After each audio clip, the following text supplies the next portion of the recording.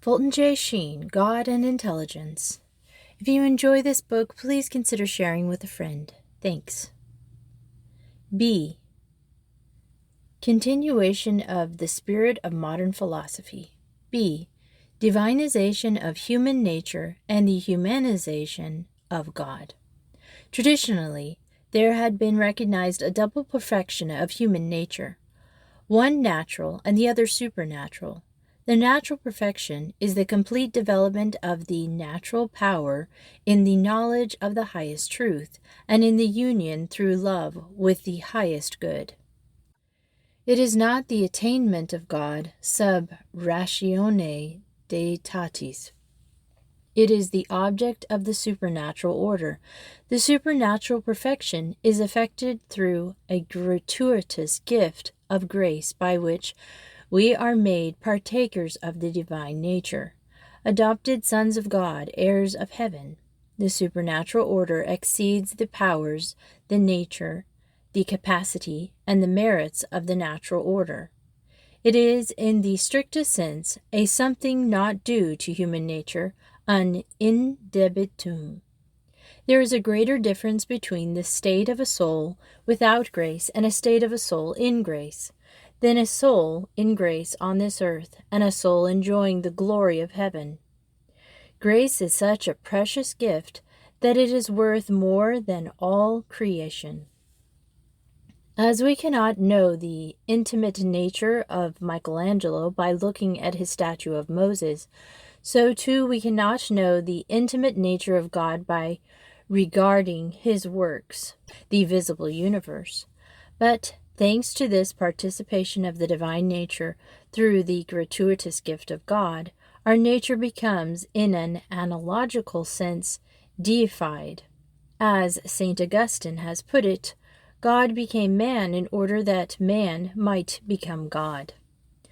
Now this sharp distinction between the natural and the supernatural order, between knowledge by reason and knowledge by infused faith, between the natural perfection of our nature and the supernatural perfection through grace, has been lost sight of in modern philosophy. The result has been that what really is a gift of God is now looked upon as natural to man, so that man, attributing to himself that divine quality which makes him a partaker of the divine nature, has divinized himself to just that extent. According to the modern doctrines, the mystical state is not due to any infusion of grace. It is properly a psychological state, our soul being mysteriously one with a larger soul whose instruments we are. Dean Igne rightly insists that to know God intimately we must become partakers of the divine nature, but the source of this participation he attributes not to God, but to the divine spark already within us. But though we are made in the image of God, our likeness to him only exists potentially. The divine spark already shines within us, but it has to be searched for in the innermost depths of our personality, but its light diffused over its whole being, the foundation of the mystical state being considered as natural and psychological, has given some of the privilege to dispense with the author of grace. The indwelling Christ constituted the central doctrine of St. Paul and can be apprehended and experienced by each one of us now without any historical difficulties, without any difference even to the historical Jesus. This intimate participation by the human nature in the divine nature is yet more fully revealed in the various philosophies of becoming, in which man becomes identified with the life impulse, which is God, or with the elan vital, or becomes continuous with God by a mystical interpretation. God is not apart from man, but there is a presence of one in and through the other. The divine imaginal reflects itself in us as well as in him, for he, like us, is only a child of divine imaginal. God is above us, it is true, but not far above. He is just one stage above the stage yet evolved, and we shall in a future day attain the dignity and the level he now possesses. Modern philosophy has divinized the power of the human intelligence, making it the measure of being and its transcendentals.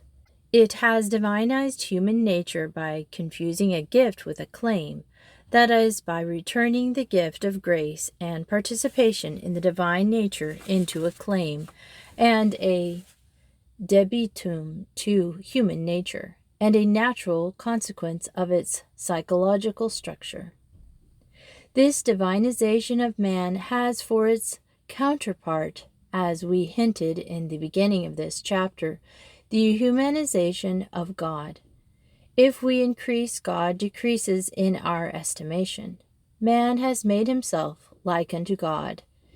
It now remains for God to be made like unto man by a misunderstanding of his nature. This is the negative side of the spirit of modern philosophy. It is that of a humanization of God. This aspect of modern philosophy is best evidenced in the novel and original concept of religion. For traditional philosophy and theology, religion is a term which has meaning only if a god or gods exist. This notion is not proper to Christianity. Paganism implied it, and Cicero defined it. There could be no more be religion without God than there could be physics without bodies or mathematics without numbers. The creature was considered as related to God as science to its object.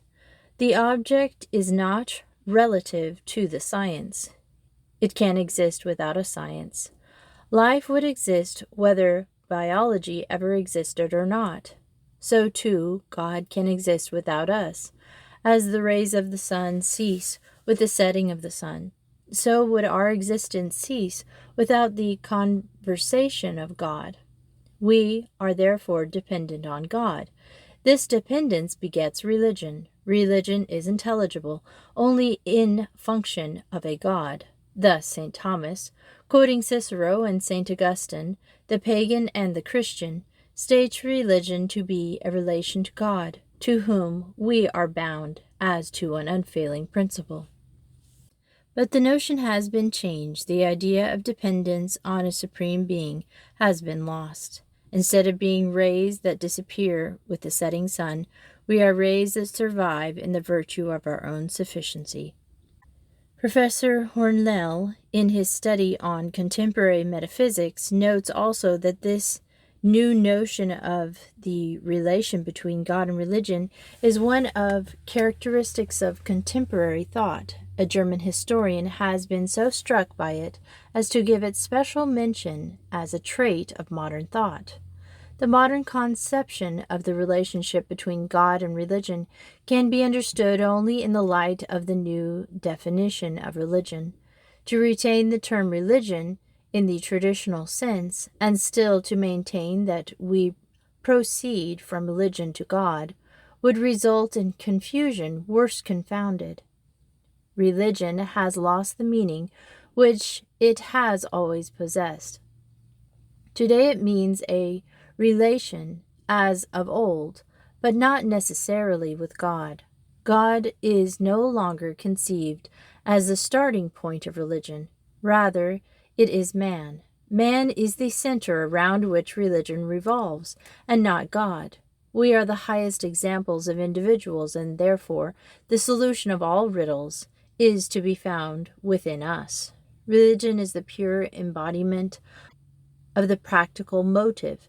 That is the highly interested desire for a plan of action which will secure the maximum of good fortune from the environment as a whole. Religion is a projection in the roaring loom of time of a concentration or unified complex of physical values. The term God, or God with a capital G, is left entirely out of consideration. The source of maximum of goodness is represented as the environment as a whole. Professor James has given a similar definition. Religion is the feelings, acts, and experience of individual men in their solitude, so far as they apprehend themselves to stand in the relation to whatever they may consider the divine. Lest we should be tempted to think that God is necessary for religion and its starting point, James goes on to explain that he means by the divine. We must interpret the term divine very broadly, as denoting the object that is God-like, whether it be a concrete deity or not. Whether God exists or not is not important to the nature of religion. All the relations that religion implies may be found within man himself. The explanation which Mr. Bertrand Russell gives us, and for which he won much praise from his contemporaries, is as follows. Religion consists in transfer from the life of the finite self to that of the infinite, both of which are to be found in man. This transition comes when all personal will seems to cease, and the soul feels itself in passive submission to the universe. After passionate struggle for some particular good, there comes some inward or outward necessity to abandon the pursuit of the object which has absorbed all our desire, and no other desire is ready to replace the one that has been relinquished. Hence arises a state of suspension in the will, when the soul no longer seeks to impose itself upon the world, but is open to every impression that comes to it from the world. Thus, from the moment of self-surrender, which to the finite self appears like death, a new life begins with a larger vision, a new happiness, and a wider hope. But is God required in order that the new finite life be born in us? Mr. Russell answers in the negative. To some men, the belief in an all-wise God, to whom submission is a duty, may make the surrender easier, but it is not in its essence dependent upon this belief or upon any other. Professor Pringle Pattison, in a commentary on this view of religion, remarks, "Thus man creates God, all-powerful and all-good, the mystic unity of what is and what should be." This is no exaggeration of the position of Mr. Russell, for the latter himself has told us, "Thus man worships at the shrine his own hands have built." Two entirely different notions of religion are bound to arise according as we take our point of departure from God or from man. Common sense, philosophy, and theology made God the terms of the relations of creatures to him. Our very being, the conservation of our being, all is from him. In the intellectual life, the knowledge of certain conclusions engendered by certain principles would disappear if we forgot the principles, because it is these principles which are the superior cause, not only of becoming, but also of being of the effect. In a still deeper way do we depend upon God. Religion then, on the traditional notion, becomes the sum of man's duties to God, either in the natural or in the supernatural order. Religion is primarily and essentially man's service of God. Contemporary thought, on the contrary, making religion start with self, makes it the sum of God's duties to man. If God is the source or the ratio of religion, then creatures are his servants. If self be the source of religion, then God is the servant of man.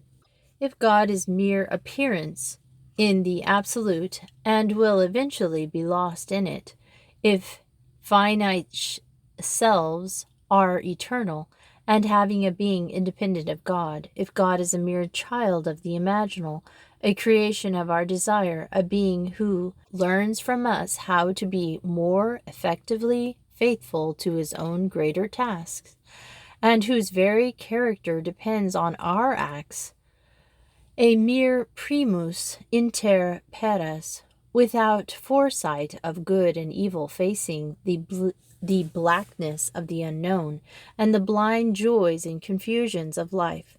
If God is merely the universe with a nisus towards deity, if he is the work of our conscience and we worship at the shrine our own hands have built, if God is the sum of all consciousness and appears at the term of evolution and not at its beginning, if he is so weak that he draws strength and increases of being from us and owes his being to the pre-existing finites, if we must change our idea of God with every new scientific advance and change of government, if his nature is sustained by us, if he is mere president of a cosmic commonwealth, then all that common sense had regarded as holy and sacred is vain and foolish, and God, instead of being the Lord and Creator of the universe, the supreme goodness, beauty, and truth, is merely the servant of all man and religion,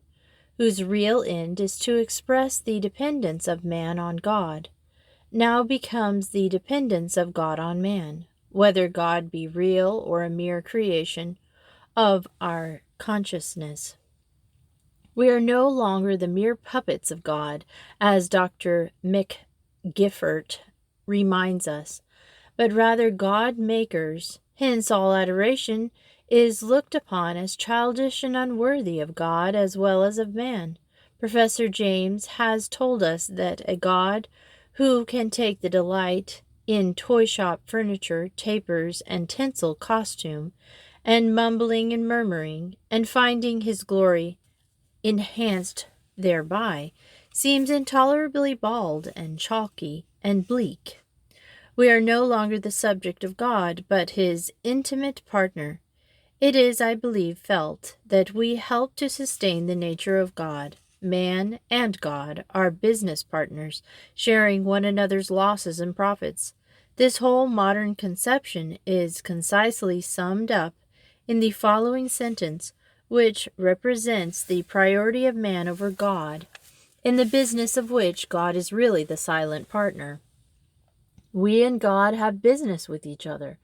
To just this extent, God is humanized and reduced to the level of a mere man who enjoys priority, not in virtue of his intrinsic nature, but in virtue of convention or empty titles. Modern theology, taking over the philosophical notion of religion as the sum of God's duties to man, has worked it out in the Christian doctrines of the Incarnation and the Redemption. Though such a discussion is outside the scope of the work, we can note it as another token of the humanization of God. The Incarnation is represented solely and exclusively as the evolution of God's love for man, of which the act of redemption is the triumph.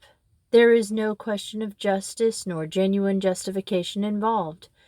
Man has no doubt which he owes to God. The whole idea may be represented by picturing a man sitting calmly on the wharf of a great sea. Suddenly up from behind him there rushes a friend who throws himself into the water and is drowned, just to convince the man on the wharf that he loved him. Such is the modern notion of the Incarnation and Redemption, viz., God throwing himself into the sea of suffering and hardship to convince men of his love. The whole scene would have much more reason if the man on the wharf really fell into the water and his friend came to save him from drowning by giving his own life. And this is the traditional notion. To put the situation bluntly, religion must be separated from the otherworldly pull of the traditional theologies and be sanely grounded in the outlook of modern knowledge. There is no need for a rabid enthusiasm.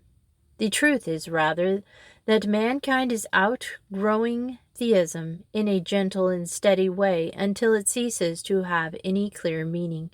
A humanist religion can admit no cunning division into the things which are gods and the things which are Caesar's. It would be quite as correct, then, to say that the highest term of religion is humanity, and that Christianity is the religion of humanity. The only possible service of God must consist in the service of men. Such is the spirit of modern philosophy, divinization of man and humanization of God, stressing his own sufficiency, making himself the measure of being and truth, attributing to himself a divine knowledge and a participated divine nature. Man has pulled down God from the heavens and reduced him to a mere shadow of himself. In stressing his own insufficiency, John the Baptist stressed for his own mind the greatness of God. In stressing his own sufficiency, the modern philosopher stresses for his own mind the poverty of God. He takes an irreligious humanity as a religion. It is actually much more difficult to worship a humanity that is not worshiping. A self-contained and self-centered humanity would chill us in the same way as a self-contained and self-centered human being. For the spiritual hungers of humanity are never merely hungers for humanity. The child in the field, if left entirely to himself, does not wish to find the perfect parish ruled over by the perfect parish council. The child in the field wants to find fairyland, and that type of fancy must either be satisfied or thwarted. But it cannot be turned into something totally different. In other words, it is impossible to turn all the eyes of that mutual admiration society inwards, putting the whole philosophy in a formula which expresses the perversion of the traditional notions. We have the following.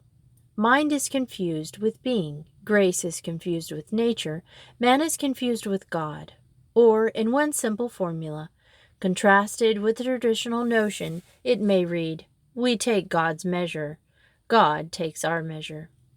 There is an alteration in the seat of authority.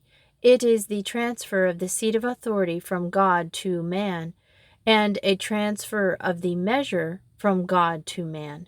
The earth of things, long thrown into the shadow by the glories of the upper, either must resume its rights. In the beginning, God made man to his own image and likeness. In the 20th century, man makes God to his own image and likeness. Instaurare omnia in homine is the motto of contemporary thought. With Swinburne it sings, glory to man in the highest, and with Mr. Wells it pleads the cause of the higher man of today, and predicts the day when men will be like gods. It insists that man must have a vote in the council of the world. With Mr. Fauchet, it says that each sentient is a prospective demiurge.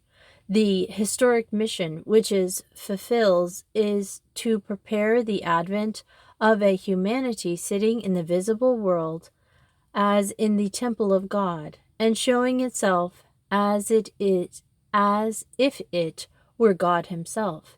It is this religion which it announces, as the prophets announced the kingdom of God. Yet there are many who, not lacking either wisdom or penetration, find such a kingdom of God no more than a travesty, and who, through their love of truth, cannot listen to these prophets and the wisdom of the ages and the epitome of our experience is given in the simple truth understood by the simple and forgotten by many philosophers, that we are not God-makers, but God-made. The end. I hope that you enjoyed this reading by Fulton J. Sheen, and it was first printed in 1925, and I'm amazed to see that some of the things he was speaking of I still see today, the errors that he was speaking of. And it was heavy at times, I will admit, but it just made the gems that came up shine brighter of Fulton Sheen's.